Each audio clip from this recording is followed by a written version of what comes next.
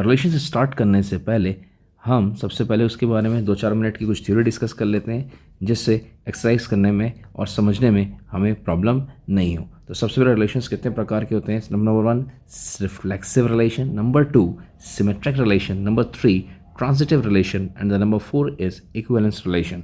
एक एक करके हम इनके बारे में चर्चा करते हैं। सबसे पहले रिफ्लेक्सिव रिलेशन होता है। रिलेशन में किसी भी दो कोऑर्डिनेट्स की बात की जाती है, एक्स कोऑर्डिनेट और वाई कोऑर्डिनेट। रिफ्लेक्सिव के अंदर एक्स कोऑर्डिनेट और वाई कोऑर्डिनेट की वैल्यू, दोनों की वैल्यू सेम होती है, इसलिए हमने यहाँ एक्स कॉमा एक्स लिख के रखा हुआ है। सिमेट्रिक के अंदर क्या होता है? सिमेट्री से हमें समझ में आ रहा है कि सिमेट्रिक का मतलब इधर से देखो या उधर से देखो, दोनों तरफ से एक जैसा नजर आना चाहिए। तो अगर x coordinate comma y coordinate है तो उसका जस्ट पलट y coordinate comma x coordinate भी उस रिलेशन में होना चाहिए, तो उसको सिमेट्रिक रिलेशन कहते हैं। नंबर तीसरा है ट्रांजिटिव रिलेशन। अगर हमारे सामने दो कोऑर्डिनेट्स पॉसिबल हैं, जैसे कि ऑलरेडी हैं एक्स वाई और वाई जेड, ठीक है, एक्स वाई और वाई जेड में आपको समानता समझ में आ रही होगी, एक का वाई कोऑर्डिनेट और दूसरे का एक्स कोऑर्डिनेट दोनों सेम है, तो उससे जो बनने वाला तीसरा कोऑर्डिनेट है वो हो जाएगा हमारे सामने एक्स कोऑर्डिनेट हो जाएगा। कौन सा कोऑर्डिनेट हो जाएगा? ये वाई कोऑर्डिनेट हट जाएगा और यहाँ पर हमारे सामने एक्स और जेड कोऑर्डिनेट बनकर आ जाएगा, तो इसे कहते हैं ट्रांजिटिव रिलेशन। अगर ये तीनों कोऑर्डिनेट्स पॉसिबल हैं तो ट्रांजिटिव रिलेशन कहलाएगी। इसी प्रकार से इक्विवेलेंस रिलेशन देख लेते हैं। इक्विवेलेंस रिलेशन में क्या होता है? Equivalence relation is very simple Indeed. इसके अंदर तीनों प्रकार के रिलेशंस पॉसिबल होते हैं, तीनों प्रॉपर्टीज़ पाई जाती हैं, reflexive property, symmetric property and transitive property. मतलब अगर रिफ्लेक्सिव भी होगा, ट्रांजिटिव भी होगा और सिमेट्रिक भी होगा तो हम उसको इक्विवेलेंस रिलेशन कहते हैं। अब हम इसकी पहली एक्सरसाइज कर सकते हैं। हुआ है that is determine whether each of the following relations are reflexive, symmetric and transitive. इसका फर्स्ट पार्ट है, एक रिलेशन दी गई है, सेट ए दिया गया है, 1 से लेकर 14 तक नेचुरल नंबर्स दिए गए हैं, रिलेशन आर डिफाइन की गई है 3x minus y is equal to 0 के फॉर्म में। तो सबसे पहले हम 3x माइनस वाई को हम क्या लिख सकते हैं? 3x is equal to Y लिख सकते हैं। अब अगर हम इसमें x की जगह 1 पुट करें, क्योंकि हमें 1 से 14 तक हमें पुट करना है, x की वैल्यू भी 1 से 14 के बीच में आनी चाहिए और y की वैल्यू भी 1 से 14 के बीच में ही आनी चाहिए। तो सबसे पहले अगर हम x की वैल्यू 1 पुट करते हैं तो y की वैल्यू हमारे सामने 3 आ जाएगी, जो कि बहुत सिंपल सी बात है। अगर हम x की वैल्यू 2 पुट करते हैं तो y की वैल्यू हमारे सामने 6 आ जाएगी। अगर हम x की वैल्यू 3 पुट करते हैं तो y की वैल्यू 9 आ जाएगी। और अगर हम x की वैल्यू 4 पुट करते हैं तो 12 आ जाएगी। और अगर हम x की वैल्यू 5 पुट करेंगे तो 15 आ जाएगी। और 15 जो है हमारे सेट ए में कोई भी नंबर नहीं है। तो हमारे सामने जो आर रिलेशन है इसके सिर्फ यही 4 कोऑर्डिनेट्स हैं। अब इन्हीं 4 कोऑर्डिनेट्स में हम डिस्कस करेंगे कि आखिर ये रिफ्लेक्सिव है या नहीं है, ये सिमेट्रिक है या नहीं है, ये ट्रांजिटिव है या नहीं है। तो सबसे पहले हम बात करते हैं रिफ्लेक्सिव की। तो रिफ्लेक्सिव में क्या होता है? रिफ्लेक्सिव में एक्स और वाई कोऑर्डिनेट सेम होते हैं। तो यहाँ पर ध्यान से देखें, अगर तो यहाँ पर एक्स वाई कोऑर्डिनेट सेम नहीं है, यहाँ पर भी नहीं है, यहाँ पर भी नहीं है और यहाँ पर भी नहीं है, तो इसका मतलब it is not reflexive, it is not reflexive, it is not reflexive. Yes और नो? इसी प्रकार से अगर हम अगला पार्ट देखें अपना, that is called symmetric part. और सिमेट्रिक पार्ट में क्या होता है? 1 के साथ अगर 3 है, 1 के साथ, जैसे अगर हम सिमेट्रिक देख लें, सिमेट्रिक में जैसे 1 के साथ 3 है तो 3 1 होना चाहिए, जो कि 3 1 यहाँ पर कहीं पे भी पॉसिबल नहीं है। इसी प्रकार से 2 6 है तो 6 2 होना चाहिए, 6 2 भी कहीं पॉसिबल नहीं है। 3 9 है, 9 3 होना चाहिए, पॉसिबल नहीं है। 4 12 है, 12 4 होना चाहिए, नहीं पॉसिबल है। इसका मतलब it is not symmetric, it is not symmetric. The last part is that is called transitive, that is called transitive के अंदर, ट्रांजिटिव में हमारे सामने अगर 1 के साथ 3 है तो जैसे 3 के साथ हमें यहाँ पर 9 भी मिल गया है। अगर 1 और 3 है तो 3 और 9 की वजह से हमारा जो केस बनेगा, 3 से 3 तो गायब हो गया, 1 और 9 केस बनना चाहिए। 1 और 9 हमारे सामने इस रिलेशन में कहीं पर भी पॉसिबल नहीं है। 2 6 के साथ 6 तो है ही नहीं, 3 9 के साथ आगे 9 है ही नहीं, 4 12 के साथ 12 है नहीं। तो इसका मतलब it is not transitive, it is not transitive. इसका मतलब ना इसके अंदर रिफ्लेक्सिव की क्वालिटी है, ना इसके अंदर सिमेट्रिक की क्वालिटी है और ना इसके अंदर ट्रांजिटिव की क्वालिटी है. That is what the answer is. Yes और no, that is what the answer is. इसके बाद हम नेक्स्ट क्वेश्चन देखते हैं, क्वेश्चन नंबर सेकंड. इसके अंदर अगेन यहाँ पर set of natural numbers n की बात कर रहा है, ठीक है. लेकिन यहाँ पर सबसे इंपॉर्टेंट बात जो की जा रही है वो कह रहा है x इज़ लेस देन 4. जब x लेस देन 4 है तो x लेस देन 4 में सिर्फ x की 3 वैल्यूज़ ही पॉसिबल है, 1, 2 एंड 3, बिकॉज वो नेचुरल नंबर की बात कर रहा है हमसे.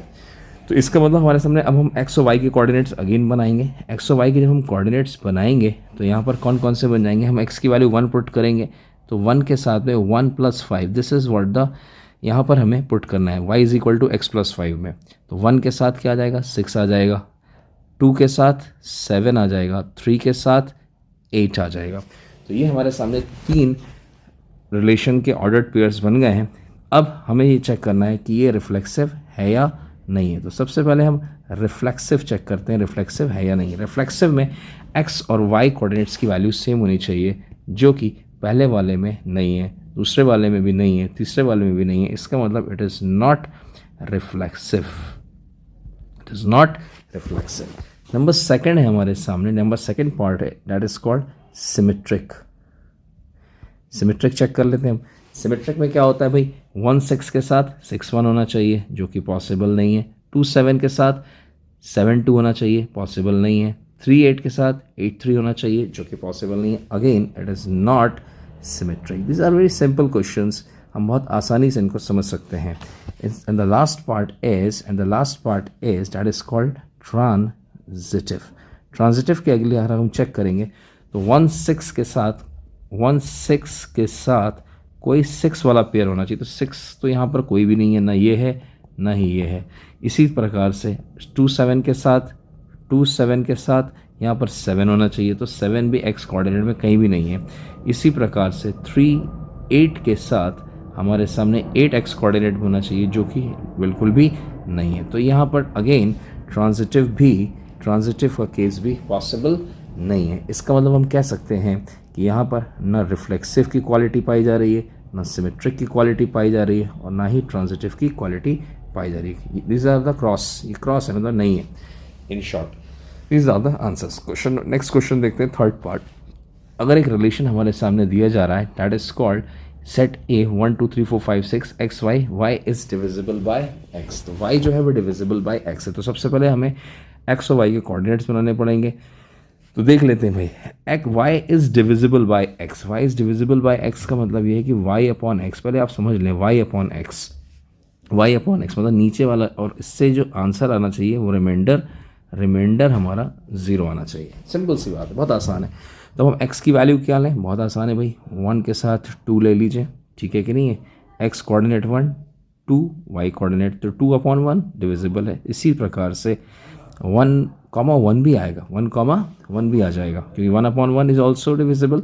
1,2 1,3 1,4 बहुत तेज़ी के साथ हम आराम से लिखते जा सकते हैं, ठीक है. 1 6 तक आ गया. इसी प्रकार से अगर हम 2 से डिवाइड करें तो 2 से कौन डिवाइड हो सकता है, 2 से खुद 2 डिवाइड हो सकता है, यस और नो. 2 से 2 डिवाइड हो सकता है. इसी प्रकार से 2 से 4 डिवाइड हो सकता है, 2 से 6 भी डिवाइड हो सकता है. इसी तरीके से अगर हम आगे बात करेंगे 3 की, तो 3 से कौन होगा, 3 से खुद 3 होगा, 3 से 6 हो जाएगा, ठीक है. इसके अंदर अगर हम 4 से बात करें तो 4 से सिर्फ अकेला 4 से 4 डिवाइड होगा, 5 से 5 डिवाइड होगा, एंड 6 से 6 ही डिवाइड होगा. तो ये जितने भी हमारे सामने ये सारे के सारे जो बने हैं, ये रिलेशन के कोऑर्डिनेट्स पेयर्स हैं. अब हमें करना क्या है, सबसे पहले हमें इसका रिफ्लेक्सिविटी चेक करनी है कि ये रिफ्लेक्सिव है या नहीं है. तो रिफ्लेक्सिव चेक करने के लिए हम ध्यान से देखिए, 1 1 है, यस, 2 2 है, 3 3 है, 4 4 है, 5 5 है, 6 6 है. एक भी हो जाता तो हमारे सामने ये रिफ्लेक्सिव हो जाता. तो यहाँ तो सब है, तो इसका मतलब दिस इज रिफ्लेक्सिव, ठीक है. रिफ्लेक्सिव की कैरेक्टर इसमें प्रॉपर्टी पाई जा रही है. इसी प्रकार से मान लीजिए हमारे सामने नेक्स्ट है, that is called symmetric. Symmetric में क्या करना है हमें, सिमेट्रिक में 1 2 के साथ में 2 1 पॉसिबल है क्या, ध्यान से देख लें भाई. 1 2 के साथ 2 1 कहीं पर भी पॉसिबल नहीं है. 1 3 के साथ 3 1 पॉसिबल है, नहीं है. 1 4 के साथ 4 1 नहीं है. 1 5 1 6 6 नहीं है. 2 4 के साथ 4 2 नहीं है. 2 6 के साथ 6 2 नहीं है. 3 6 के साथ 6 3 6 के साथ 6 के साथ 6 3 नहीं है। इसी प्रकार से किसी के साथ भी नहीं है, ना 4 2 के साथ है, ना 2 6 के साथ है, ना 1 2 के साथ है, ना 1 3 के साथ है, ना 1 4 1 5 1 6, किसी के साथ भी रिफ्लेक्सिविटी नहीं है। तो इसका मतलब क्या हो गया हमारे सामने, हम बहुत आराम से कह सकते हैं कि इसके अंदर सिमेट्री के कैरेक्टर पाए नहीं जा रहे हैं। The last one is transitive. Transitive में अगर हम देखेंगे ध्यान से, तो ट्रांजिटिव के लिए हमें ध्यान से देखेंगे। जैसे मान लीजिए हमारे सामने सबसे पहला केस है, दैट इज कॉल्ड 1 1 एंड 1 2। ठीक है, 1 1 और 1 2 को अगर हम ध्यान से देखें तो ये जो पार्ट है ये तो गया, 1 1 तो गया, तो इससे जो बनने वाला है हिस्सा दैट इज कॉल्ड 1 2। तो क्या 1 2 है? बिल्कुल है। सेम का सेम हो सकता है, हाँ हो सकता है सेम का सेम, जैसे ये सेम है और आंसर भी उसी का वही आ गया। तो ये ट्रांजिटिव के अंदर ये चीज़ पॉसिबल है। तो अगर हमारे सामने एक भी केस मिल जाए तो हमारे लिए वो केस वैलिड हो जाएगा, वो केस हमारे लिए वैलिड हो जाएगा। जैसे एक एग्जाम्पल और ले लेते हैं हम। जैसे मान लीजिए हमारे सामने 1 3 के साथ दैट इज कॉल्ड 3 6 है। ठीक है, 1 3 के साथ 3 6 है। तो ये जो 3 है ये तो गया, बनने वाला क्या होना चाहिए? 1 6 होना चाहिए। तो 1 6 is also possible. This is the 1 6 is also possible in the relation. तो हम कह सकते हैं बहुत आसानी के साथ में कि हमारे सामने इसके अंदर रिफ्लेक्सिव के कैरेक्टर भी पाए जा रहे हैं, सिमेट्रिक के कैरेक्टर नहीं पाए जा रहे हैं, और ट्रांजिटिव के कैरेक्टर पाए जा रहे हैं। तो it is reflexive and transitive but not symmetric. This is the third part. The fourth part of the question is relation R दिया गया है, इंटीजर्स की बात की जा रही है। यहाँ पर कह रहा है x minus y is an integer. तो जनरल बात कर रहा है x minus y is an integer. मैं कैपिटल I को इंटीजर मान रहा हूँ, एक जनरल इंटीजर, एनी इंटीजर। तो एक बहुत ही सिंपल सी बात है। सबसे पहले अगर हमारे सामने कोई स्टूडेंट चेक करने जाएगा रिफ्लेक्सिविटी, क्योंकि जनरल है, we have infinite number of cases in this, तो हम इनफाइनाइट केसेस को चेक नहीं कर सकते, तो हम जनरल चेक करेंगे। जनरल चेक कैसे किया जाता है? हम हमसे रिफ्लेक्सिव के लिए होता क्या केस है? रिफ्लेक्सिव के लिए होता है एक्स कोऑर्डिनेट्स दोनों सेम होते हैं। तो हम क्या करेंगे, इसके अंदर x माइनस वाई की जगह, इस x माइनस वाई की जगह x माइनस एक्स पुट करेंगे और ये आ जाएगा 0। क्या 0 खुद एक integer? Yes, 0 is also a integer. 0 एक इंटीजर आ गया, इसका मतलब दिस इज रिफ्लेक्सिव। इसी प्रकार से मान लीजिए अगर सिमेट्रिक की बात करें, तो अगर हमारे सामने x y है तो उसके साथ y x का केस भी होना चाहिए। x y ये कहता है कि x माइनस वाई अगर कोई इंटीजर है, ठीक है, तो क्या y x क्या होगा? तो कुछ नहीं करना है आपको, x की जगह y पुट कर दीजिए, y की जगह x पुट कर दीजिए और इसको सॉल्व करिए। जब सॉल्व करेंगे तो ये हो जाएगा minus of x minus y हो जाएगा, और हम इसको लिख सकते हैं माइनस ऑफ एन इंटीजर। तो इंटीजर के ऊपर अगर आप माइनस साइन भी लगा देते हैं तो it also belongs to a integer. ये किसको बिलोंग करता है? इंटीजर को। तो इसका मतलब ये रिफ्लेक्सिव भी है। This is also symmetric. Reflexive तो कर चुके हैं, this is also symmetric. And the last part is that is called transitive.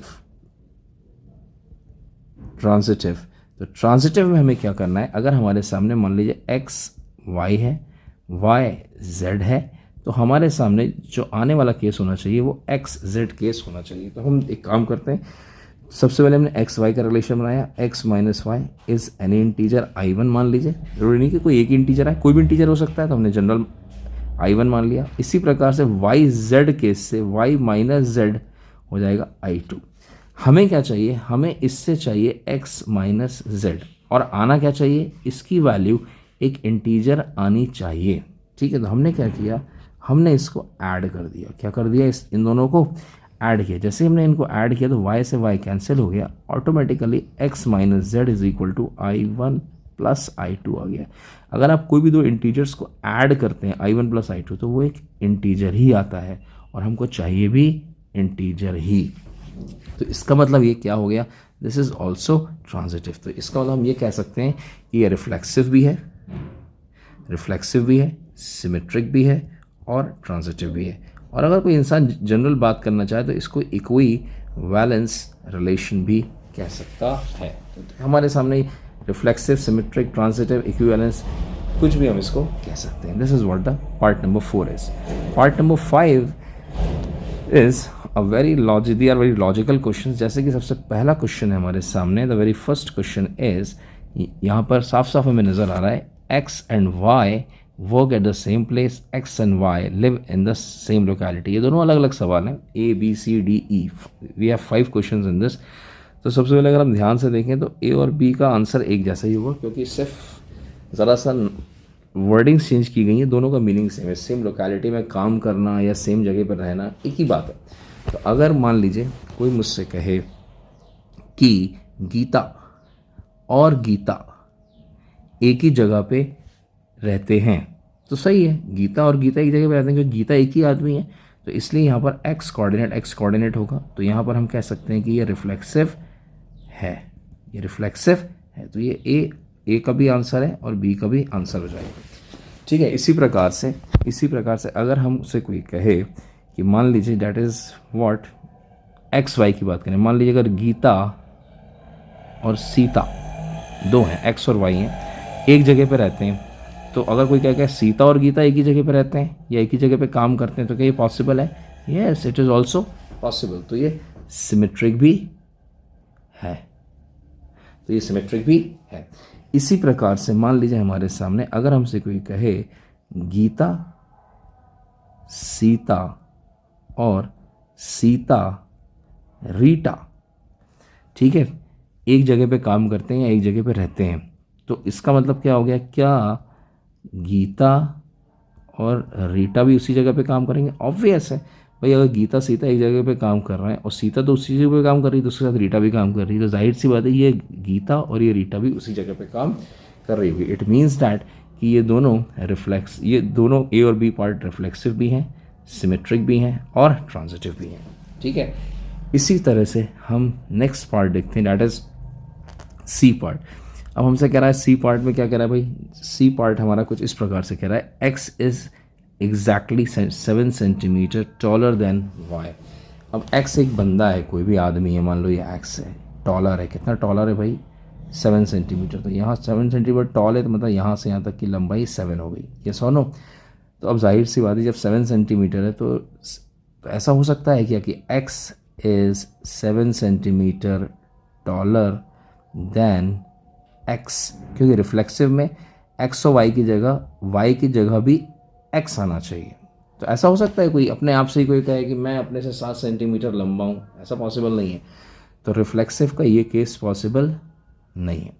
ठीक है, इसी प्रकार से मान लीजिए हमारे सामने अगर कोई कह दे X is 7 centimetre taller than Y, अगर हम इसकी बात करें, ध्यान से देखिए मेरे साथ पेन पे, ठीक है भाई, x is 7 centimetre taller than y की बात करें अगर हम, तो दैट इज़ व्हाट, तो अगर मान लीजिए वाई इज़ 7 सेंटीमीटर टॉलर, अगर मैं कोई मुझसे 7 सेंटीमीटर छोटा है, तो कोई ये भी कहेगा कि वाई है वो हमसे 7 सेंटीमीटर लंबा है, या तो वो छोटा होगा या वो बड़ा होगा।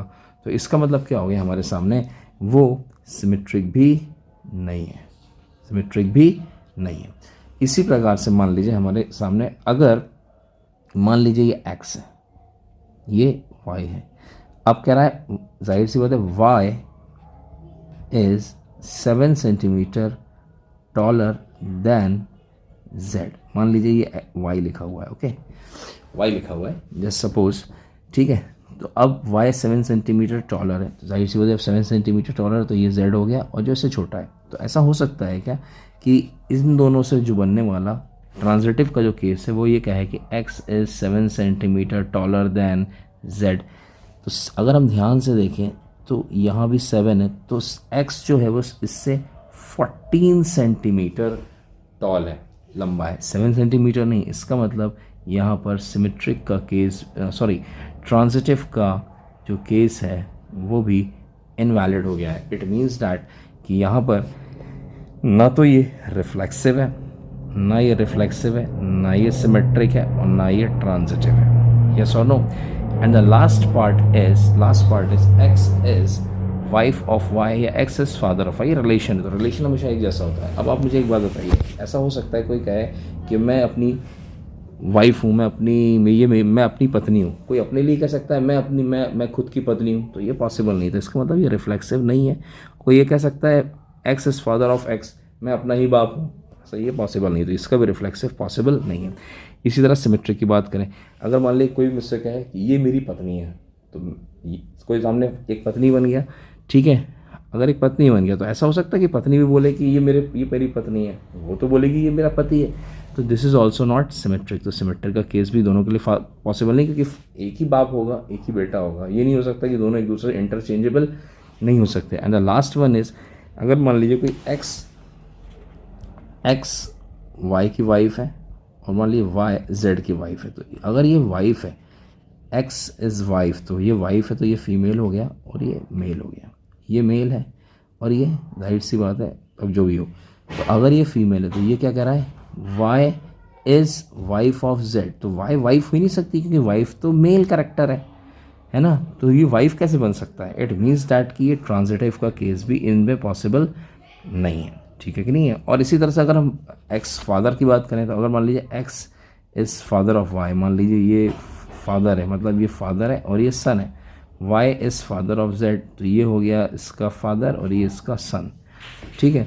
तो ये तो हो सकता है, लेकिन ये ग्रैंड फादर हो गया, क्या हो गया, ग्रैंड फादर, फादर नहीं है, एक्स जो है वो जेड का ग्रैंड फादर है, क्या है भाई, G for grand, F for father, और ये इसका जिसे हम हिंदी में कह सकते हैं कि पोता है, इसका क्या है भाई, पोता है, ठीक है ना, ग्रैंड सन है, ठीक है। तो यहाँ पर ट्रांजिटिव का केस भी पॉसिबल नहीं है। That is what the question number 1 is. इसके बाद हम नेक्स्ट क्वेश्चन देखते हैं। Number 2, show that the relation R in set R of real numbers defined as R is equal to AB, A is less than equal to B square। तो सबसे पहले यहाँ पर A is less than equal to B square, इस पर पूरा question है, neither reflexive nor symmetric nor transitive. तो आपको पता है कि भाई तीनों ही प्रॉपर्टीज इसमें नहीं है। तो सबसे पहले हम स्टार्ट करेंगे रिफ्लेक्सिव से। सबसे पहले रिफ्लेक्सिव में हमें क्या करना है, रिफ्लेक्सिव के अंदर हमें सबसे पहले इस बी की जगह भी ए पुट कर देना है, बी की जगह भी ए पुट कर देना है। अब ध्यान से देखिए, यहाँ सबसे पहले हमें सेट ऑफ रिलेशन दे रहा है, सेट आर के लिए, ऑल रियल नंबर्स के लिए दे रहा है। तो ऑल रियल नंबर्स के लिए हमारे सामने कितने सारे एक्स और वाई के कोऑर्डिनेट्स बन सकते हैं, यहाँ पर we have infinite number of, तो यहाँ पर कोई डेफिनेट सेट नहीं है, इनफाइनाइट सेट्स हैं, इनफाइनाइट नंबर ऑफ सेट्स हैं। तो उसके लिए अगर एक भी सेट डिससेटिस्फाई करेगा तो रिफ्लेक्सिव प्रॉपर्टी नहीं होगी, अगर एक भी सेट डिससेटिस्फाई करेगा तो सिमेट्रिक नहीं होगा, अगर एक भी सेट डिससेटिस्फाई करेगा तो ट्रांजिटिव भी नहीं होगा।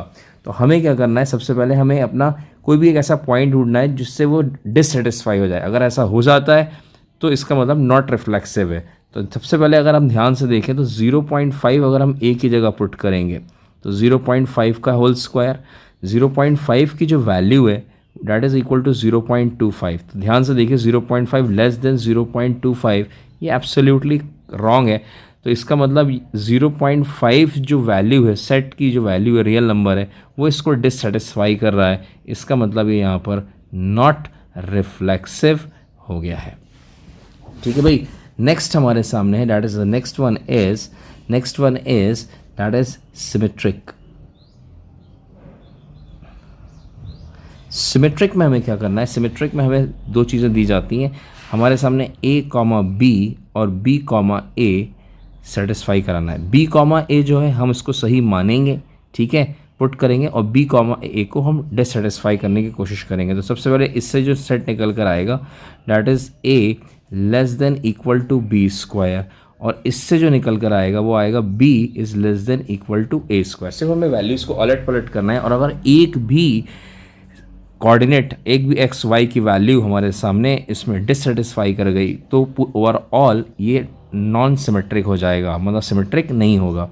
तो ऐसी कौन सी वैल्यू है हम कोशिश कर सकते हैं, जैसे मान लिया अगर हम a की वैल्यू 1 लें और b की वैल्यू 2 लें, तो b की वैल्यू 2 ली तो यहाँ पे तो 2 स्क्वायर है, तो ये ठीक है, और ये ठीक होना भी चाहिए क्योंकि हम इसको मानते हैं इफ़, और यहाँ पर हमारा जो हमने थ्योरी पढ़ी है देन, ये होना चाहिए, इसके ऊपर बेस पर ये भी करेक्ट होना चाहिए। तो अगर ये करेक्ट होगा तो ठीक है भाई। तो अब हमने b की वैल्यू यहाँ 2 पुट करी और यहाँ पर हमने a की वैल्यू 1 पुट करी, तो क्या ये करेक्ट है? तो हमने ध्यान से देखा 2 less than 1 is absolutely wrong. तो अगेन यहाँ पर ये भी क्या हो गया, नॉट सिमेट्रिक हो गया। क्या हो गया, नॉट सिमेट्रिक, ठीक है भाई।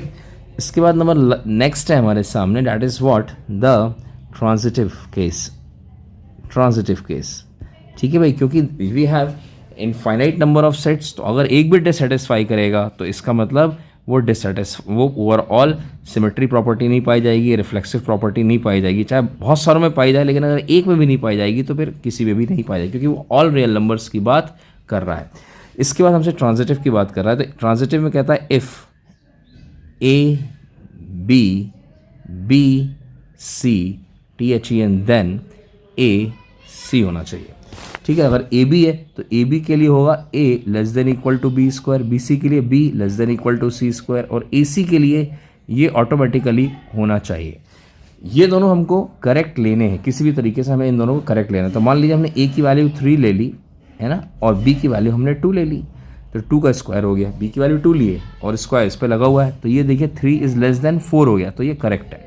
इसी प्रकार से b की वैल्यू तो हमें 2 लेनी है और हमने c की वैल्यू अपने हिसाब से 1.5 का स्क्वायर ले ली, तो ये हो गया 2 लेस देन इक्वल टू 2.25, तो ये भी करेक्ट है। ठीक है भाई, 2 इज़ लेस देन 2.25। अब ये दोनों करेक्ट होने के बाद अगर ये गलत हो जाता है तो ये भी नॉन ट्रांजिटिव हो जाएगा। तो हमने क्या करना है, यहाँ a की जगह 3 रखना है और c की जगह 1.5 का होल स्क्वायर रखना है। तो यहाँ हो गया 3 लेस देन इक्वल टू 1.5 मतलब 2.25। अब ध्यान से देखिए 3 लेस देन 2.25 हो सकता है क्या? बिल्कुल नहीं हो सकता, तो ये गलत हो गया। इसका मतलब ये इसको सेटिस्फाई नहीं कर रहा है, तो ये नॉट ट्रांजिटिव है।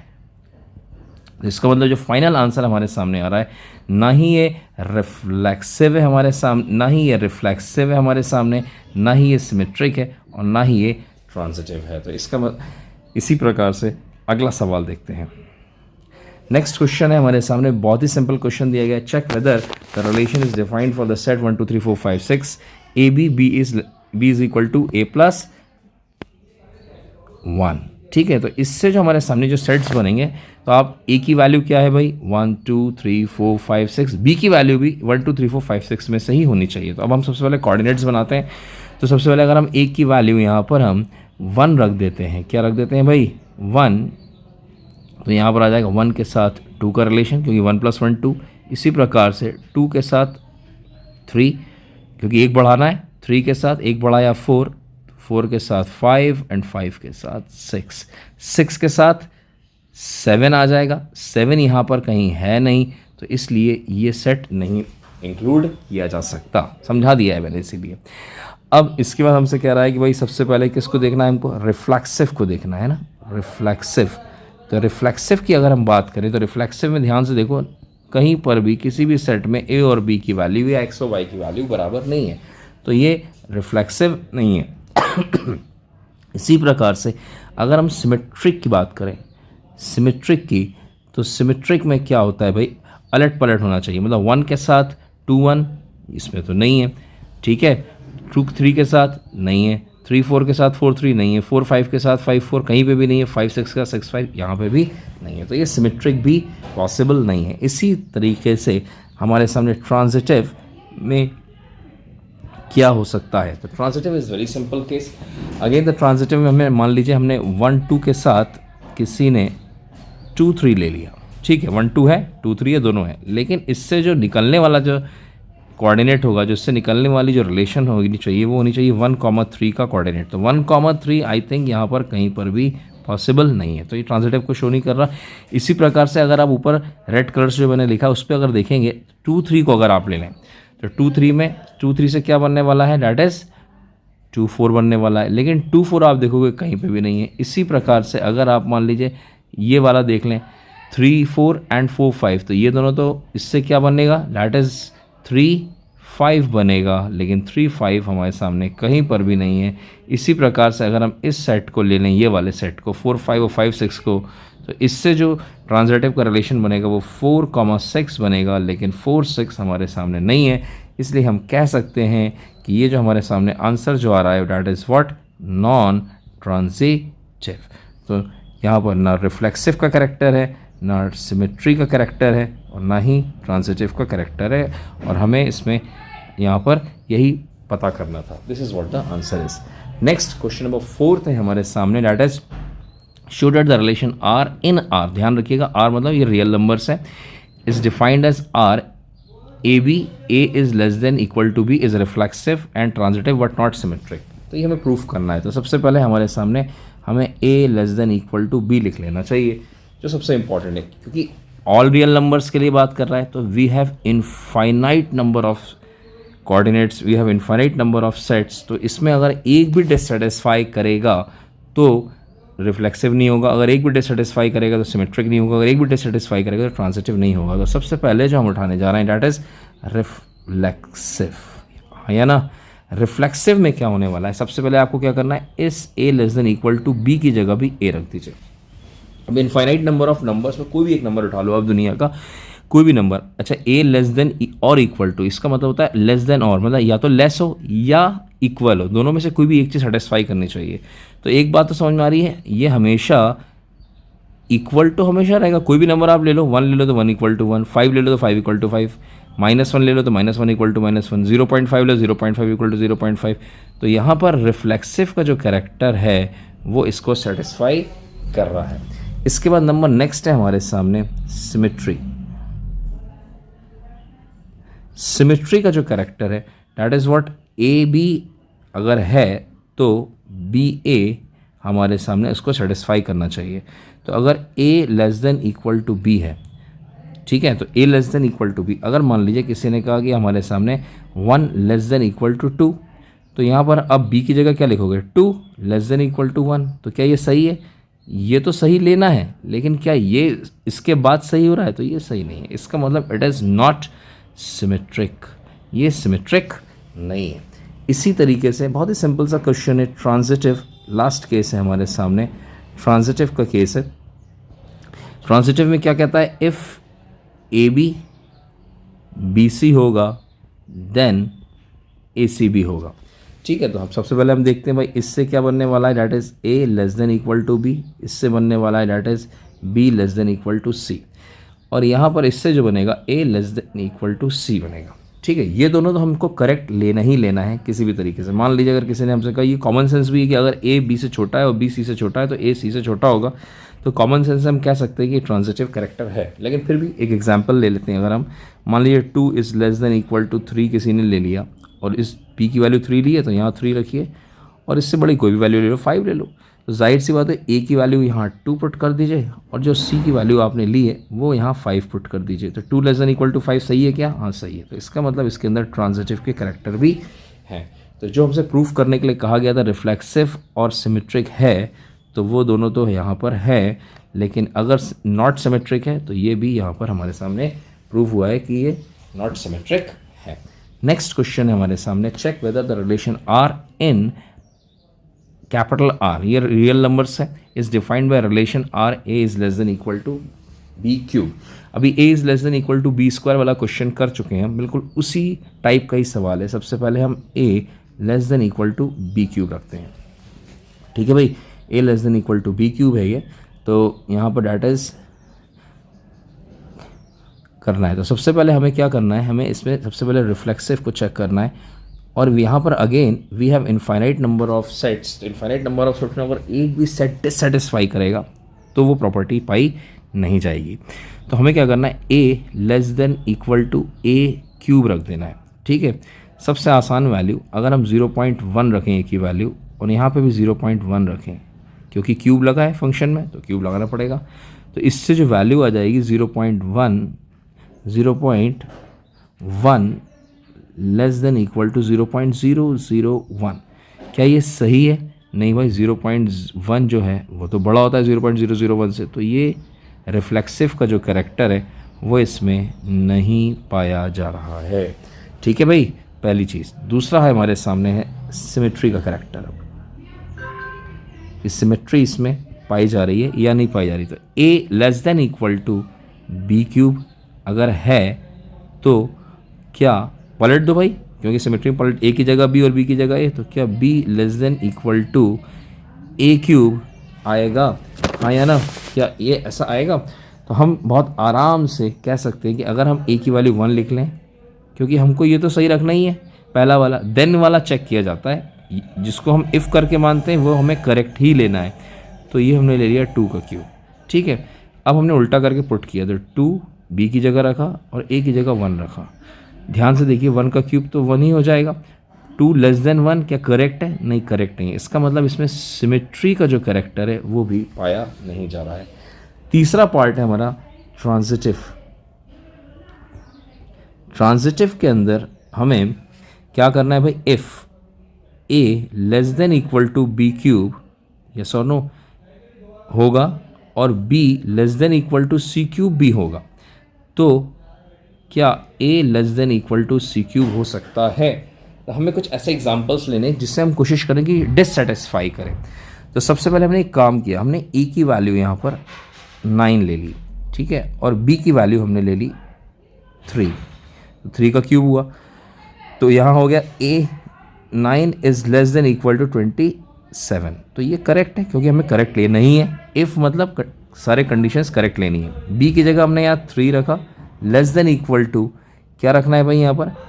यहाँ पर रखा है 2 का क्यूब। सी की वैल्यू 2 ले ली, तो 3 लेस देन इक्वल टू 8 आ गया, तो ये भी हमारे सामने करेक्ट है। अब ए और बी की वैल्यू जो हमने करेक्ट पुट करी है उनको पुट करिए। तो 9 is less than equal to 2 का cube, 9 is less than equal to 8। तो आप ध्यान से देखिए, 9 less than equal to 8 possible नहीं है और यहाँ पर ट्रांजिटिव नहीं है।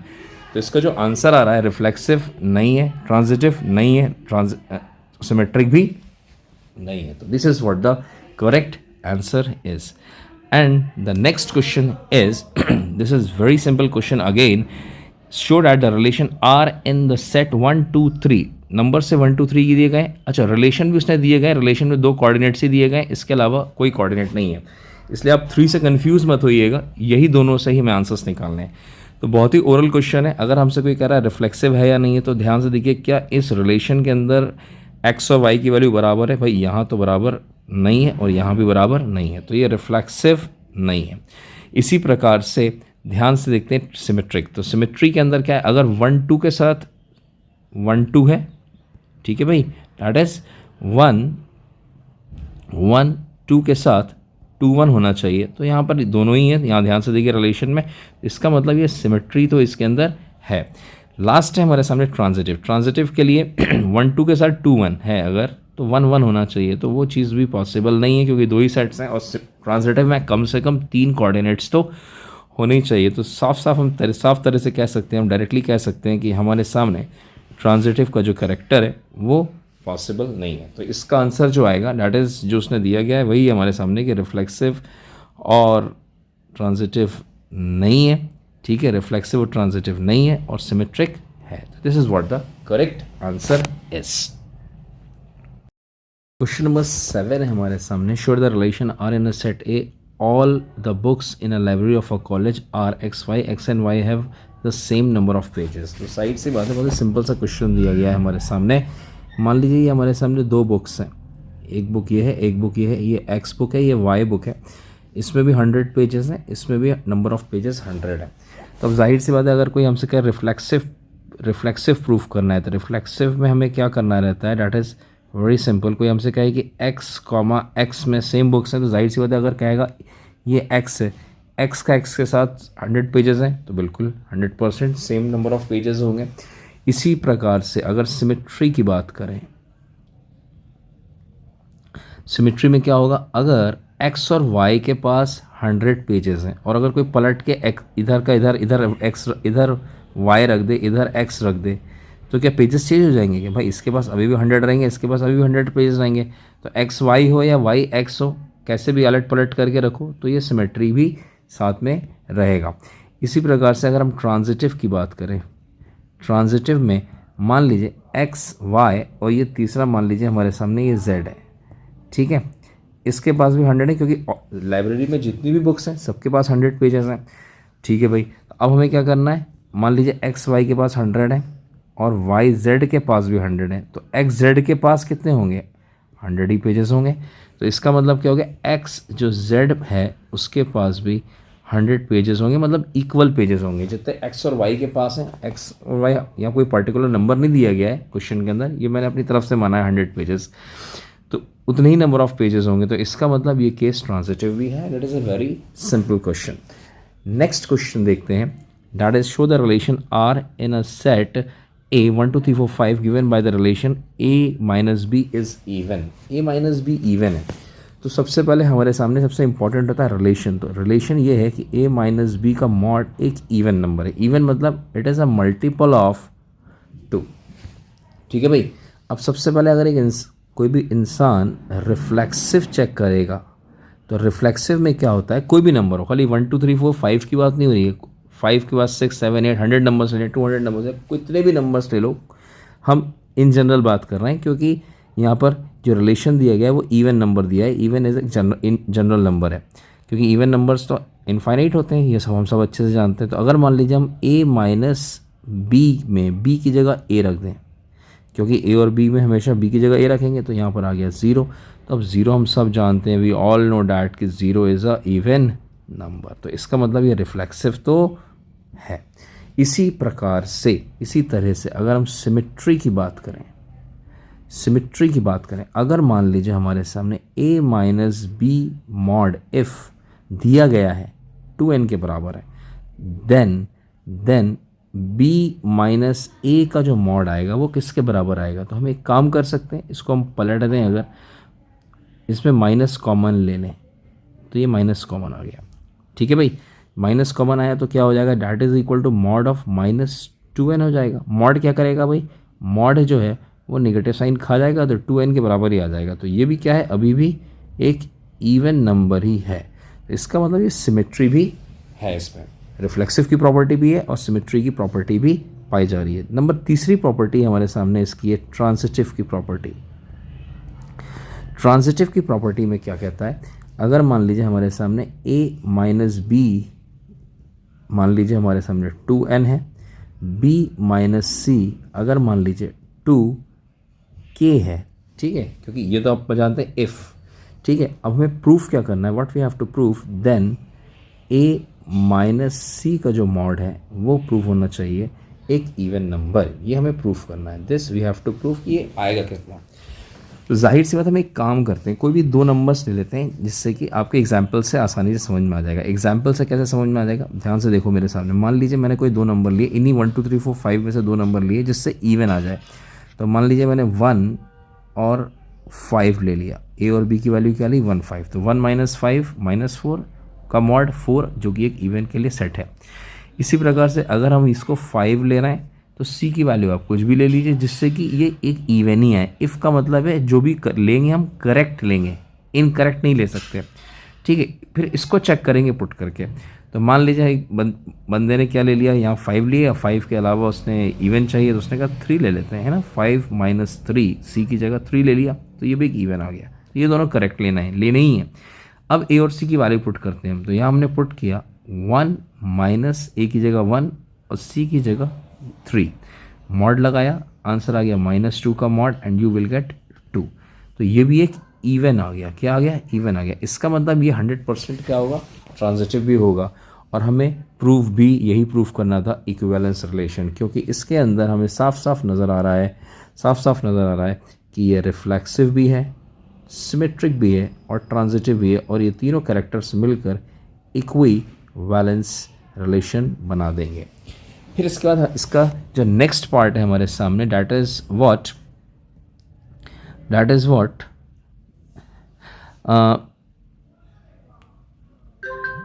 साफ साफ दिख रहा है हमें, show that all the elements of 1 3 5 are related to each other and all the elements of 2 4 are related to each other. मतलब 1 3 5 और 2 4 आप एक दूसरे से रिलेट कर रहे हैं, but no elements of 1 3 5 is related to any of the 2 4। तो ये बहुत ही सिंपल सी बात है। आप दूसरा काम क्या कर सकते हैं, इसके अंदर एक काम और कर सकते हैं, आप इसके नंबर्स, ये जो नंबर है, ये जो रिलेशन है, इसके सारे सेट्स बना लीजिए। कैसे बना लीजिए, ए माइनस बी, ए और बी की वैल्यूज़ को लेके। तो सबसे पहले हम एक काम करते हैं, इवन लेना है। इवन मतलब या तो उनका डिफरेंस 0 आना चाहिए, या उनका डिफरेंस 2 आना चाहिए, या उनका डिफरेंस 4 आना चाहिए, या 6 आना चाहिए ना।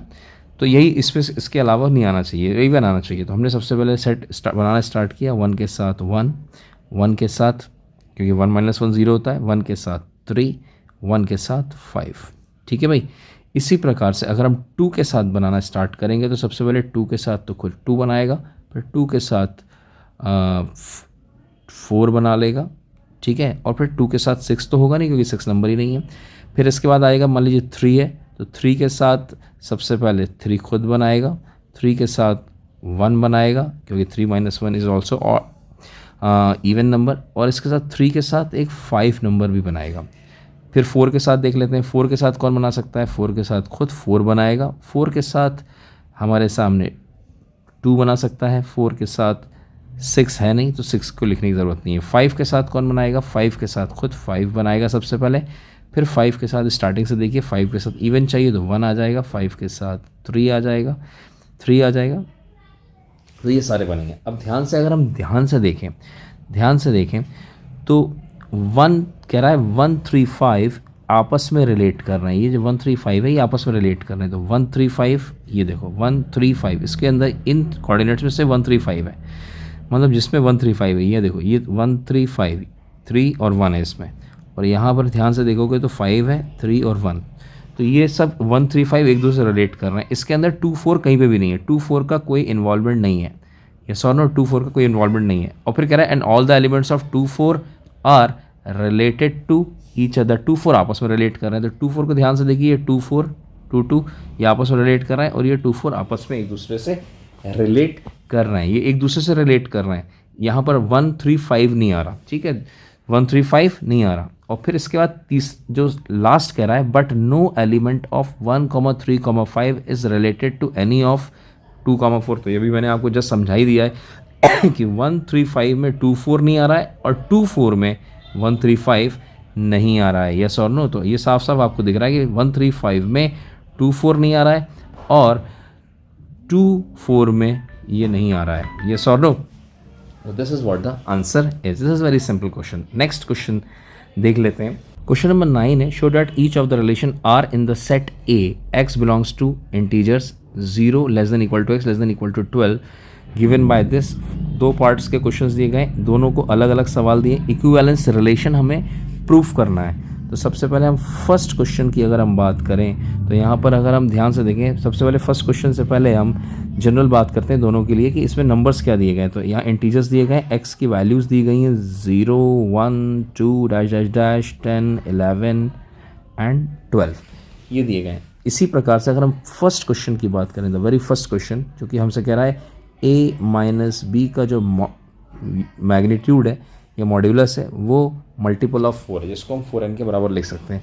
हम इसको कई तरीके से कर सकते हैं। हम चाहे तो इसके सेट्स बना सकते हैं बहुत सारे, तो हमारे सामने बहुत सारे सेट्स बनेंगे। लेकिन क्योंकि यहाँ जनरल नंबर्स दिए जा रहे हैं और नॉर्मल इंटीजर्स दिए जा रहे हैं, तो हम जनरल फॉर्म में भी कर सकते हैं। जैसे कि हम सबसे पहले अगर हम लें यहाँ पर रिफ्लेक्सिव, क्या लें, रिफ्लेक्सिव। तो रिफ्लेक्सिव में क्या होता है, a माइनस इस b की जगह भी a रख दीजिए, मॉड ले लीजिए, 0 आ गया। तो 0 is also a multiple of 4। तो 0 मल्टीपल ऑफ 4 होता है, बिल्कुल होता है, इसलिए रिफ्लेक्सिव कहलाएगा। नेक्स्ट है हमारे सामने सिमेट्रिक। नेक्स्ट है हमारे सिमेट्रिक चेक करना है हमें कि सिमेट्री इसमें है या नहीं है। तो सबसे पहले आप ध्यान से देखो, अभी मैं जस्ट 2n वाला सवाल पीछे करवा चुका हूँ, ये 4n वाला है, बिल्कुल सेम सिमिलर क्वेश्चंस हैं। इफ़ मान लीजिए a - b का मॉड्यूलस 4n है, देन b - a का मॉड्यूलस क्या 4n होगा। तो हम आराम से लिख सकते हैं b - a को हम लिख सकते हैं, a - b का मॉड 4n है, तो आराम से हम लिख सकते हैं that is equal to what, that is also 4n and its value is simply that is equal to 4n। तो ये हमारे सामने जब 4n आ गया तो ये भी हमारे सामने मल्टीपल ऑफ 4 है और ये सिमेट्री इसमें पाई जाएगी। नेक्स्ट है हमारे सामने ट्रांजिटिव। नेक्स्ट है ट्रांजिटिव। ट्रांजिटिव के अंदर ट्रांजिटिव में मान लीजिए हमारे सामने अगर a - b की जो वैल्यू है वो 4n है और b - c की जो वैल्यू है वो 4k है, दोनों मल्टीपल लिया है, तो हमें प्रूफ करना है। What we have to proof, हमें a - c को भी प्रूफ करना है। तो हमने क्या किया, सबसे पहले हम कुछ एग्जांपल्स ले लेते हैं। इन्हीं में से 0 से लेकर 12 तक के कोई भी 2 नंबर्स ले लेते हैं जो मल्टीपल ऑफ 4 हों। जैसे हमने मान लीजिए यहाँ ले लिया 2 और यहाँ ले लिया 10, a की वैल्यू 2, b की वैल्यू 10 ले ली, माइनस किया, -8 आ जाएगा, मल्टीपल ऑफ 4 का ऑर्डर्ड पेयर है ये। b की वैल्यू हमने 10 लिया, तो c की वैल्यू हम क्या ले सकते हैं, हम c की वैल्यू आराम से यहाँ पे 6 ले सकते हैं। अब a - c हमें रखना है, a - c का मॉड्यूलस, a की वैल्यू 2 ली, c की वैल्यू जो हमने ली, इन दोनों को करेक्ट लेना है, याद रखिएगा। a - c को चेक करना है कि ये उसको सेटिस्फाई कर रहा है या नहीं कर रहा है। यहाँ 6 लिया, पुट किया, -4 का मॉड्यूलस आया, 4 आया, 4 is a multiple of 4, so we can say that कि इसको सेटिस्फाई कर रहा है और ये एक ट्रांजिटिव का केस है। So we can say that कि ये इक्विवेलेंस है, यस और नो। तो ये इक्विवेलेंस हमारे सामने प्रूफ हो चुका है। इसी तरह से अगर हम सेकंड पार्ट देखें सवाल क्वेश्चन, सेकंड पार्ट हमारे सामने कुछ इस प्रकार से है, जो कि बहुत ही सिंपल सा है, बहुत ही फटाफट देख लेंगे हम। यहाँ रिलेशन कह रहा है ए equal to B, A equal to B की बात कर रहा है। तो सबसे पहले अगर एक इंसान रिफ्लेक्सिव को चेक करता है, क्या चेक करता है भाई? रिफ्लेक्सिव। तो रिफ्लेक्सिव कहता है कि बी की जगह भी आप ए रख दीजिए, रख दिया। अब कोई भी दो नंबर्स लोगे तो वो एक दूसरे के बराबर होंगे या नहीं होंगे? भाई सेम नंबर्स एक दूसरे के बराबर होंगे। तो चाहे आप 0 लो, 1 लो, 2 लो, 1 0 equal to 0, 1 equal to 1, 3 equal to 3, 4 equal to 12 equal to 2, सारे के सारे बराबर होंगे। तो ये रिफ्लेक्सिव है। इसी तरीके से अगर हम सिमिट्री की बात करें, सिमिट्री की प्रॉपर्टीज़ में आ रही है या नहीं आ रही है, तो again it is very simple. If a equal to b है, ए इक्वल टू बी है, तो क्या बी इक्वल टू ए नहीं होगा? अगर ए इक्वल टू बी है तो क्या बी इक्वल टू नहीं होगा? ए इक्वल टू बी, देन थोड़ा राइटिंग ख़राब हो गई थी, बी इक्वल टू ए नहीं होगा? बिल्कुल होगा, 100% होगा। इसलिए सिमेट्री की प्रॉपर्टी भी आएगी। इसी तरह से लास्ट प्रॉपर्टी और देख लीजिए, ट्रांजिटिव। ट्रांजिटिव, तो ट्रांजिटिव में हमें क्या करना है? ट्रांजिटिव के अंदर इफ़ ए बराबर बी, यस और नो, बी बराबर सी है, देन ए इक्वल टू सी होगा या नहीं होगा? ऑब्वियस है, अगर इन दोनों को आप ध्यान से देखेंगे तो ए इक्वल टू सी डेफिनेटली होगा। तो यहाँ पर तीनों प्रॉपर्टी पाई जा रही हैं और ये भी इक्विवेलेंस रिलेशन आ गई है। एंड वी प्रूव दैट कि ये इक्विवेलेंस रिलेशन है। एंड एक सवाल और दिया गया है, find the set of all elements related to 1 in each case. तो ये कह रहा है 1 से रिलेटेड क्या होंगे। तो सबसे पहले हम थोड़ा सा मिटा देते हैं क्योंकि हमारे पास जगह की थोड़ी सी कमी है, ठीक है भाई। और जो कि बहुत ही सिंपल सा क्वेश्चन है, आराम से हम इसको डिस्कस कर लेते हैं। थोड़ा सा जगह बना लें यहाँ पर, क्योंकि जगह नहीं होगी तो फिर हौश पौश हो जाएगा और आपको कुछ समझ में नहीं आएगा, ठीक है। इससे काफ़ी इसका लिंक रहेगा जो हमारे सामने ऊपर नंबर्स लिखे हुए हैं, ठीक है। अलग अलग केसेस के लिए हमें अलग अलग आंसर्स निकालने हैं। जैसे कि मान लीजिए हमारे सामने फर्स्ट वाले पार्ट के लिए ये वाला सवाल हम कर रहे हैं, इसको हम सॉल्व कर रहे हैं। याद ध्यान रखिएगा, find the set related to number 1। जो नंबर 1 है उससे रिलेटेड क्या क्या आएंगे। तो अगर पहले वाले की बात करेंगे तो 1 के साथ जो हमारे सामने सेट बनेगा, 1 के साथ कौन कौन आएगा जो कि मल्टीपल ऑफ 4 दे। तो 1 के साथ 5 देगा, क्योंकि डिफरेंस निकालना है ना, फर्स्ट में डिफरेंस निकालना है। तो 1 - 5 4। और कौन आएगा 1 के साथ? 9 भी आ जाएगा, क्योंकि 1 के साथ 9 इसलिए आ जाएगा क्योंकि 1 - 9 8 है, and it is also a multiple of 4। इसके बाद 13 आता, लेकिन 13 हमारे सामने इन नंबर्स में x की वैल्यूज़ में नहीं है। तो यही हमारा आंसर हो गया, यही सेट है। सेकंड पार्ट का भी आंसर हम देख लेते हैं। 1 के साथ क्या आएगा? सेकंड पार्ट में कह रहा है a is equal to b। तो 1 किसके साथ बराबर हो सकता है? 1 सिर्फ अपने आप के ही साथ बराबर हो सकता है और किसी के साथ बराबर नहीं हो सकता। क्या 1 2 के साथ, 3 के साथ, 4 के साथ बराबर हो सकता है? नहीं हो सकता। उसने कहा a इक्वल टू b, तो a इक्वल टू b मतलब 1 किसके साथ बराबर होगा? अपने आप के साथ बराबर होगा। इसलिए हम यहाँ पर सिर्फ 1 अपने आप में ही एलिमेंट्स रहेगा। तो फर्स्ट वाले का 159 है, सेकंड वाले का सिर्फ और सिर्फ एक ही एलिमेंट है, अपने आप में खुद 1। क्वेश्चन दिया गया है हमारे सामने, given an example of relation which is symmetric but neither reflexive nor transitive. तो बहुत ही सिंपल सा क्वेश्चन है हमारे सामने। अगर आप पीछे क्वेश्चन नंबर 6 अगर आपने देखा होगा तो वहाँ पर आपको ये वाला सेट मिल जाएगा और आप वहाँ से इस पूरे क्वेश्चन को देख सकते हैं। इसी का ही एग्जाम्पल दिया गया है, वही का वही आप सेम का सेम उतार सकते हैं। मैंने यहाँ पर इस तरह से लिख के रखा हुआ है, क्वेश्चन नंबर 6 है, ठीक है। तो आप इसको लिख लें और इसको आप प्रूफ कर सकते हैं, जो कि मैंने ऑलरेडी पीछे प्रूफ कर दिया है, तो मैं अपना टाइम वेस्ट नहीं करने वाला। इसी तरीके से नंबर सेकंड पार्ट अगर हम देखें क्वेश्चन का, transitive but neither reflexive nor symmetric. तो ट्रांजिटिव नहीं है, ट्रांजिटिव है, रिफ्लेक्सिव नहीं है और सिमेट्रिक नहीं है। तो कह रहा है for set R relation number के लिए है, फॉर ऑल रियल नंबर्स के लिए a लेस देन b है। तो अगर आप ध्यान से देखोगे, रिफ्लेक्सिव के लिए अगर मैं चेक करूँगा, सिर्फ रिफ्लेक्सिव, आर फॉर रिफ्लेक्सिव है ये। अगर मैं रिफ्लेक्सिव के लिए सिर्फ चेक करूँगा तो यहाँ पर ध्यान से देखिए, अगर ए लेस देन ए मतलब बी की जगह ए रखोगे तो क्या ए लेस देन ए हो सकता है? कोई अपने आप से छोटा हो सकता है? कोई नंबर अपने आप से छोटा हो सकता है? नहीं। तो ये अपने आप में क्या है? एक फॉल्स स्टेटमेंट है, मतलब ये रिफ्लेक्सिव नहीं हो सकता। नंबर नेक्स्ट है हमारे सामने सिमेट्री। तो सिमेट्री के अंदर क्या है भाई, अगर ए लेस देन बी है, अगर ए बी से छोटा है तो साइमल्टेनियसली उसी समय में क्या बी लेस देन ए हो सकता है? नहीं, ये भी पॉसिबल नहीं है, जो कि बहुत ही सिंपल सी बात है। और इतने सारे सवाल करने के बाद हमारी इतनी छोटी छोटी बातें तो अब समझ में आ ही रही होंगी। और अगर हम तीसरी बात देखें, जो कि अगर ए लेस देन बी है कॉमा बी लेस देन सी है, ये दोनों गिवन है, तो जाहिर सी बात है अगर ए छोटा है बी से और बी छोटा है सी से, तो क्या ए लेस देन सी हो सकता है?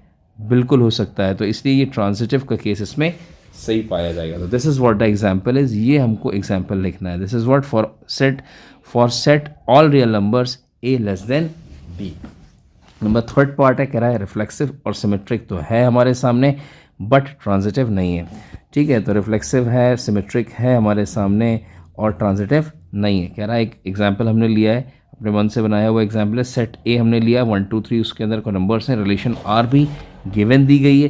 क्या क्या है भाई, 1 1 2 2 3 3 1 2 1 2 1 2 3 3 2, ये सारे हमारे सामने कोऑर्डिनेट्स दिए गए हैं या रिलेशंस दी गई हैं। तो सबसे पहले 1 2 3 है, तो 1 1 के साथ ध्यान, रिफ्लेक्सिव के लिए ज़रूरी है कि 1 1 होना चाहिए, 2 2 और 3 3, तो इसलिए ये रिफ्लेक्सिव तो होगा। इसी तरह से अगर हम सिमेट्री की बात करें तो 1 2 के साथ 2 1 है, बिल्कुल है, 1 2 के साथ 2 1 है हमारे सामने, और 2 3 के साथ 3 2 भी पॉसिबल है, तो इसलिए ये सिमेट्री भी इसमें पॉसिबल है। और लास्ट है हमारे सामने ट्रांजिटिव। ट्रांजिटिव के अंदर क्या करना है भाई, अगर मान लीजिए हम 1 2 के साथ 2 2 लेते हैं, 1 2 के साथ 2 2 लेते हैं, 1 2 के साथ ये वाला लिया हमने सेट 1 2 और ये 2 2 2 2, ठीक है, 2 2 लिया तो 1 2 आना चाहिए। ठीक है, 1 2 तो आ रहा है, लेकिन यहाँ पर ये वाला नंबर नहीं लेना है अपन को, ये सेम वाला केस नहीं लेंगे, डिफरेंट केसेस लेंगे, मतलब ए बी और सी की वैल्यूज़ अलग आनी चाहिए। मतलब ये 2 2 इसलिए नहीं ले सकते क्योंकि ये बी है और ये सी है, ये दोनों नंबर डिफरेंट होने चाहिए, इसलिए ये वाला केस हम ले नहीं सकते। तो दैट इज़ वाई कि अगर आप इसमें कोई भी आप 2 पेयर लेंगे तो तीसरा पेयर जो भी बनेगा वो पॉसिबल नहीं होगा। दैट इज़ वाई कि यहाँ पर ट्रांजिटिव का केस पॉसिबल नहीं है। इसी प्रकार से क्वेश्चन नंबर अगर हम 4th देखेंगे, रिफ्लेक्सिव एंड ट्रांजिटिव तो है बट सिमेट्रिक नहीं है। तो हम पीछे क्वेश्चन नंबर 6 ऑलरेडी डिस्कस कर चुके हैं, आप जाके पीछे देख सकते हैं, पूरा का पूरा same a less than b for all real numbers, आप उसको उतार सकते हैं और उसको अप्रूव भी कर सकते हैं कि यहाँ पर ये रिफ्लेक्सिव है, ट्रांजिटिव है बट सिमेट्रिक नहीं है। ठीक है, तो this is a very simple thing. और क्वेश्चन नंबर 5 है हमारे सामने, सिमेट्रिक और ट्रांजिटिव तो है बट रिफ्लेक्सिव नहीं है। तो हमें क्या करना है, मान लीजिए हमारे सामने इसका ये केस अलग है, मान लीजिए ये केस हमने खुद से लिया हुआ है, that is what x y both male है, मान लीजिए 2 लोग हैं, दोनों के दोनों मेल हैं, ठीक है, ये कंडीशन है, and X is brother of Y. तो this is an example of question number 5, symmetry and transitive but not reflexive, and you also have to prove this. तो सबसे पहले हम रिफ्लेक्सिव को हम प्रूव करने जा रहे हैं, आर फॉर रिफ्लेक्सिव। तो अगर मान लीजिए अगर आपसे कोई कहे x is brother of x, x comma x का मतलब क्या है, x is brother of x, तो ऐसा हो सकता है कोई अपना ही भाई हो सकता है? नहीं, अपना भाई नहीं हो सकता। भाई होने के लिए 2 लोगों का होना ज़रूरी है। कोई अगर अकेला होता है अपनी फैमिली में तो हम ये कहते हैं कि हमारा कोई भाई नहीं है, ये नहीं कहते कि हम अपने ही भाई हैं, सिंपल सी बात है। इसके बाद नेक्स्ट है हमारे सामने सिमेट्रिक। सिमेट्रिक में क्या होता है, मान लीजिए एक्स वाई दोनों भाई हैं, x is brother of y, क्योंकि दोनों ही मेल हैं, ठीक है कि नहीं है, दोनों ही मेल है, ये कंडीशन दी गई है। दिस इज़ वेरी इंपॉर्टेंट, अगर आप ये कंडीशन नहीं देंगे तो ये पॉसिबल नहीं है। This condition is very important, this condition is very important, x y both male, ये गिवन है। तो एक्स वाई अगर भाई एक दूसरे के, तो क्या वाई कॉमा एक्स भी एक दूसरे के भाई होंगे? बिल्कुल होंगे, क्योंकि दोनों मेल हैं, तो एक्स वाई एक्स वाई का भाई है तो वाई भी एक्स का भाई होगा, यस और नो। तो इसका मतलब ये रिफ्लेक्सिव भी है, सॉरी रिफ्लेक्सिव तो नहीं है लेकिन सिमेट्रिक है। And the last one is transitive. Transitive में चेक कर लेते हैं, मान लीजिए एक्स वाई का भाई है, ठीक है, और वाई जेड का भाई, मान लीजिए एक्स वाई का एक फैमिली है, एक्स वाई का भाई है, वाई जेड का भाई है, तो ऑब्वियस सी बात है यार। मान लीजिए किसी के घर में 3 फैमिली है, राम श्याम का भाई और श्याम आपके सामने क्या नाम ले लें भाई, कुछ भी ले लो, रोहित का भाई है, ठीक है कि नहीं, रोहित का भाई है, तो राम श्याम को, तो जाहिर से राम और रोहित भी एक दूसरे के भाई होंगे, तो एक्स कॉमा जेड भी एक दूसरे के भाई कहलाएंगे, X is a brother of Y. तो इसका मतलब यहाँ ट्रांजिटिव का केस पॉसिबल होगा।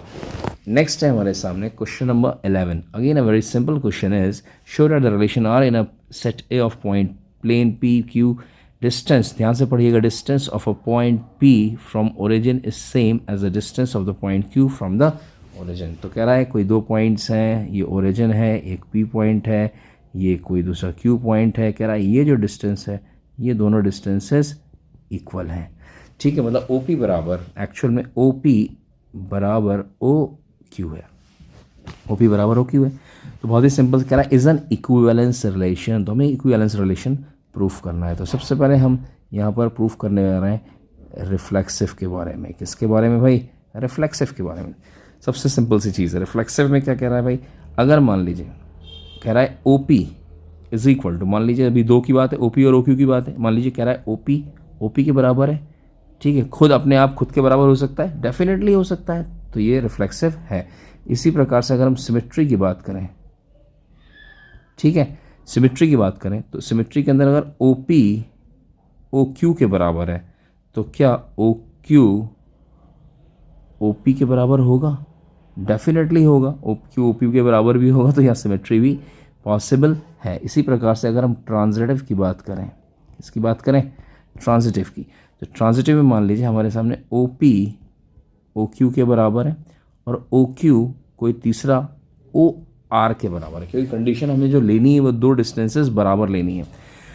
तो क्या अगर ये दोनों गिवन हैं तो क्या इससे रिलेशन ओ पी बराबर ओ आर निकल कर आ रही है? डेफिनेटली निकल कर आ रही है। अगर ओ पी ओ क्यू के बराबर होगा, ओ क्यू ओ आर के बराबर है, तो ओ पी और ओ आर भी एक दूसरे के डेफिनेटली बराबर होंगे। तो इस वजह से ये केस क्या कहलाएगा? This is what equi valence. क्या कहलाएगा? ये इक्वी बैलेंस रिलेशन कहलाएगी, क्योंकि रिफ्लेक्सिव भी है, सिमेट्रिक भी है और ट्रांजिटिव भी है।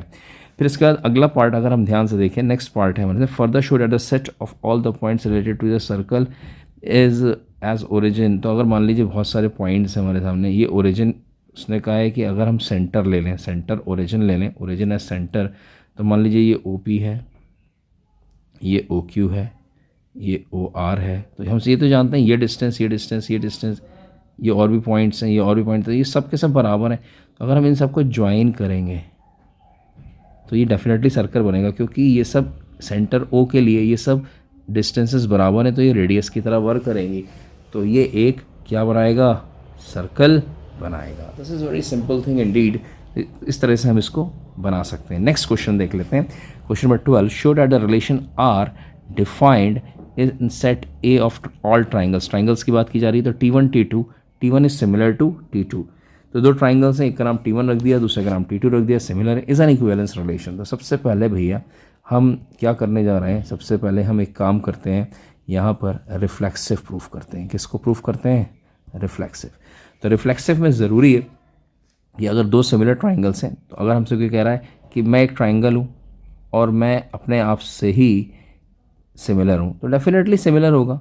ठीक है कि नहीं है? T1 T2 सिमिलर है, तो T1 और T1 भी एक दूसरे के सिमिलर होंगे, तो ये रिफ्लेक्सिव तो है। इसी प्रकार से अगर हम सिमेट्री की बात करें, सिमेट्रिक की बात करें, तो सिमेट्रिक में मान लीजिए अगर T1 T2 दो ट्राइंगल्स हैं, एक दूसरे के सिमिलर हैं, तो क्या T2 और T1 भी एक दूसरे के सिमिलर होंगे? डेफिनेटली सिमिलर होंगे। अगर ये सिमिलर है तो ये भी सिमिलर होगा। आपको पता है ये इफ़ है और ये देन की कंडीशन होती है। इसी प्रकार से अगर हम तीसरी की बात करें, ट्रांजिटिव की, किसकी बात करें? ट्रांजिटिव की। इफ़ मान लीजिए दो ट्राइंगल्स हैं, T1 T2 एक दूसरे के सिमिलर और T2 T3 एक दूसरे के सिमिलर, तो क्या इससे T1 और T3 एक दूसरे के सिमिलर कहलाएंगे? तो डेफिनेटली एक दूसरे के सिमिलर कहलाएंगे, क्योंकि अगर T1 T2 के सिमिलर है, T2 T3 के सिमिलर है, तो कॉमन सेंस से T1 और T3 भी एक दूसरे के सिमिलर होंगे। And that is why they are equivalence relation यहाँ पर आ गई, क्योंकि रिफ्लेक्सिव भी है, सिमेट्रिक भी है और ट्रांजिटिव भी है। ठीक है भाई। इसके बाद एक और पार्ट हमसे कह रहा है, जिसको हम सॉल्व कर लेते हैं। अगला पार्ट हमसे कह रहा है consider the three triangles T1 with sides 3 4 5। मान लीजिए हमारे सामने T1 दिया गया है, 3 4 5 के साथ में, T2 दिया गया है 5 12 एंड 13 के साथ में, T3 दिया गया है 6 8 एंड 10 के। Which of the amongst are related? तो T1 T2 T3 में आपस में कौन रिलेट करें? तो सिंपल से रिलेशन उनके बीच में होगा जिनका रेशियो बराबर होगा। अगर हम T1 और T2 का रेशियो देखें तो 3/5 बराबर 4/12 इज इक्वल टू 5/13। अगर ध्यान से देखोगे तो यहाँ पर ये सब एक दूसरे के अनइक्वल हैं, बराबर नहीं है। अगर हम इन दोनों की बात करें, किसकी, ये हमने T1 और T2 लिया है। अगर हम यहाँ पर T1 और T3 ले लें अगर, तो यहाँ पर हो जाएगा 3/6 बराबर 4/8 बराबर 5/10। तो ये 3 6 1/2, 4/8 1/2, 5/2 1/2, तो सब 1/2 है, बराबर है। तो इसका मतलब T1 और T3 एक दूसरे को रिलेट कर रहे हैं, बाकी और कोई भी पेयर एक दूसरे को रिलेट नहीं कर रहा है। T1 T2 भी रिलेट नहीं करेगा और T2 T3 भी अगर आप रेशियो निकालोगे तो ये भी रिलेट नहीं कर रहा है। सिर्फ कौन रिलेट कर रहा है? T1 और T3 एक दूसरे को रिलेट कर रहे हैं। नेक्स्ट क्वेश्चन देख लेते हैं, that is question number 13। Show that the relation R defined in the set A of all polygons as. अब पॉलीगन्स की तो बात कर रहा है, लेकिन कंडीशन क्या दी रही है? P1 P2 दो पॉलीगन्स है, ठीक है भाई, P1 P2 have same number of sides. तो सेम नंबर ऑफ साइड्स की बात कर रहा है। तो सबसे पहले हम रिफ्लेक्सिव की बात करते हैं। किसकी बात करते हैं भाई? रिफ्लेक्सिव की। तो अगर मान लीजिए हमारे सामने दो पॉलीगन्स है, एक ही पॉलीगन है, ठीक है। अगर हम कहें एक पॉलीगन है, 8 साइड नंबर ऑफ साइड्स हैं, उसी पॉलीगन में 8 साइड्स हैं, तो हम कह सकते हैं कि P1 एक दूसरे के साथ नंबर ऑफ साइड सेम होंगे। जाहिर सी बात है, अगर एक ही फिगर है, मान लीजिए ये हमारे सामने एक पेंटागन बना हुआ है, ठीक है, और मान लीजिए इसका नाम P1 है, तो P1 में भी 5 साइड्स हैं और P1 में भी 5 साइड्स हैं, तो ये रिफ्लेक्सिव तो कहलाएगा। इसी प्रकार से मान लीजिए अगर हमारे सामने सिमेट्री की बात की जाए, तो मान लीजिए अगर P1 और P2 में नंबर ऑफ साइड्स बराबर है, 5 हैं, और P2 और P3 में भी अगर नंबर ऑफ साइड्स 5 है, तो क्या P1 और P3, सॉरी ये तो ट्रांजिटिव का केस हो गया, सॉरी, ठीक है। अगर मान लीजिए P1 सिमेट्री की बात कर रहे हैं हम, तो P1 P2 में अगर नंबर ऑफ साइड्स बराबर हैं, तो क्या P2 P1 में भी नंबर ऑफ साइड्स बराबर होंगे? डेफिनेटली बराबर होंगे भाई। मान लीजिए ये हमारे सामने ये P2 है, तो यहाँ भी 5 साइड्स हैं, यहाँ भी 5 साइड्स हैं, दोनों में नंबर ऑफ साइड्स बराबर हैं, तो इसलिए सिमेट्री भी कहलाएगा। इसी प्रकार से ट्रांजिटिव की बात करें अगर हम, तो P1 P2 और P2 P3 में अगर साइड्स हैं, अगर इसमें भी 5 हैं, इसमें भी 5 है, तो क्या P1 और P3 में भी नंबर ऑफ साइड्स 5 होंगे? डेफिनेटली 5 साइड्स होंगे। अगर मान लीजिए हम एक P3 भी यहाँ पर हम ले लेते हैं जिसमें 5 साइड्स हैं, ठीक है, तो क्या P1 P2 P3 में सब में बराबर साइड्स हैं? क्या P1 और P3 में 5 साइड्स हैं? डेफिनेटली 5 साइड हैं, इसलिए ये ट्रांजिटिव भी कहलाएगा। दैट इज़ वाई तीनों कंडीशंस पॉसिबल हो रही हैं, इसीलिए ये इक्विवेलेंस रिलेशन कहलाएगी।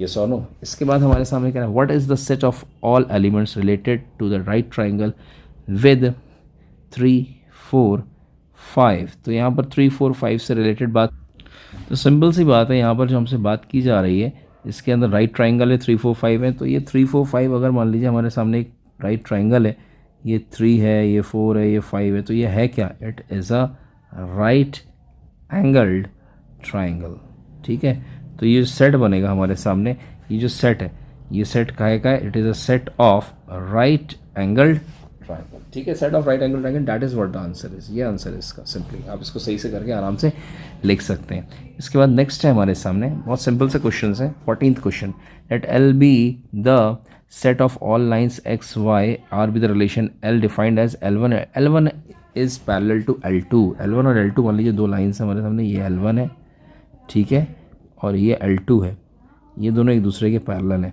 अगर मान लीजिए हमारे सामने यहाँ पर हम रिफ्लेक्सिव की बात करें,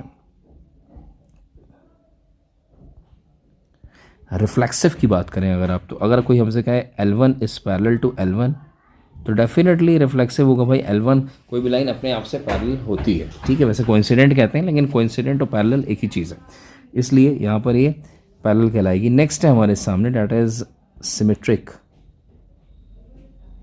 सिमेट्रिक में हमारे सामने अगर मान लीजिए L1 L2 के पैरेलल है तो क्या L2 L1 के पैरेलल होगी? डेफिनेटली होगी।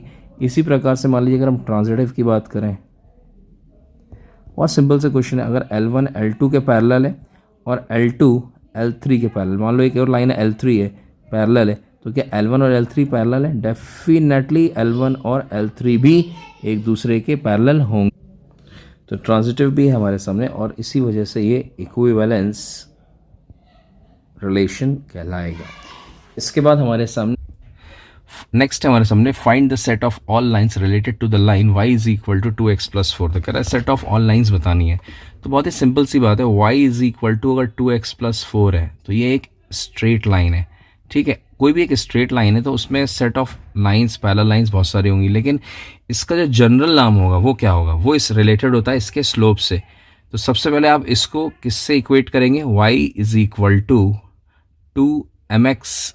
एक काम करिए, यहाँ पर पहले जनरल लिख लेते हैं, y is equal to mx plus c से, ठीक है। y is equal to mx plus c। तो पैरेलल लाइंस को कौन डिनोट करता है? m या c? तो m डिनोट करता है, m सबके लिए सेम होना चाहिए। m क्या होना चाहिए? सेम होना चाहिए। c की वैल्यू कुछ भी हो सकती है, वैरी कर सकती है। क्या कर सकती है? तो इससे जो हमारे सामने जो आंसर निकल आएगा y is equal to m की वैल्यू तो 2x ही रहेगी और यहाँ पर प्लस c। तो ये जनरल जो सेट कहलाएगा। तो यहाँ पर जो सेट आएगा सेट ऑफ ऑल लाइंस। तो ये है set of all lines. Yes और no? y is equal to 2x plus c।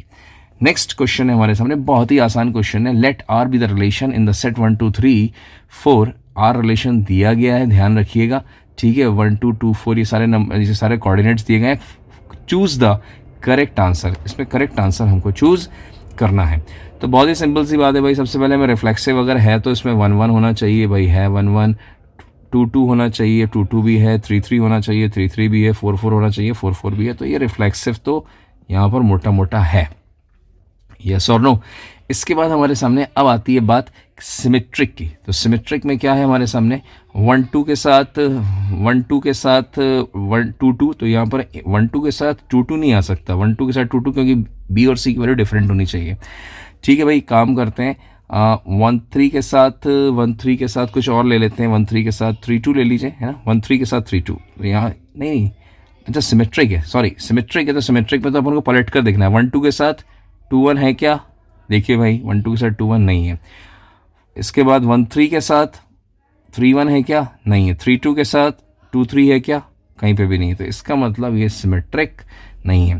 Transitive के बारे में बात की जाए, अगर ट्रांजिटिव के बारे में अगर हम बात करेंगे तो ध्यान से देखेंगे हम। अगर हम 1 3 के साथ 3 2 ले लें, ठीक है, ये वाला 1 3 के साथ 3 2, तो इससे बनने वाला 1 2 होना चाहिए। क्या 1 2 है यहाँ पर? एग्जैक्टली 1 2 है। तो इसका मतलब ये ट्रांजिटिव है। तो रिफ्लेक्सिव भी है, ट्रांजिटिव भी है, बट सिमेट्रिक नहीं है। तो कौन सा ऑप्शन आ जाएगा? Option number B is the correct option. This is very simple question. Next है हमारे सामने last question is very simple. Let R with relation in the set N. Natural numbers की बात की जा रही है। आर रिलेशन दिया गया a b, a is equal to b minus 2 की बात कर रहा है। b is greater than 6। b की वैल्यू आपको 6 से बड़ी ही लेनी है। a की वैल्यू आप कुछ भी ले सकते हैं, लेकिन b 6 से बड़ा ही होगा। Choose the correct answer. तो b यहाँ पर 4 है, रॉन्ग आंसर। यहाँ पर b हो सकता है, ये भी हो सकता है और ये भी हो सकता है। तो अब करेक्ट कौन सा है? a जो होता है b से वो 2 छोटा है, b माइनस 2। तो यहाँ 8 माइनस, अगर हम 8 लेंगे तो 8 माइनस 2 की वैल्यू 6 आनी चाहिए। तो ये ऑप्शन रॉन्ग हो गया।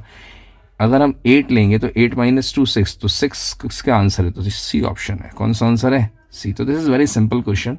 फिर हम अगली एक्सरसाइज नेक्स्ट देखते हैं। और अगर आपको वीडियो पसंद आए तो प्लीज़ सब्सक्राइब करिए और दूसरों से शेयर भी करिए। Good bye.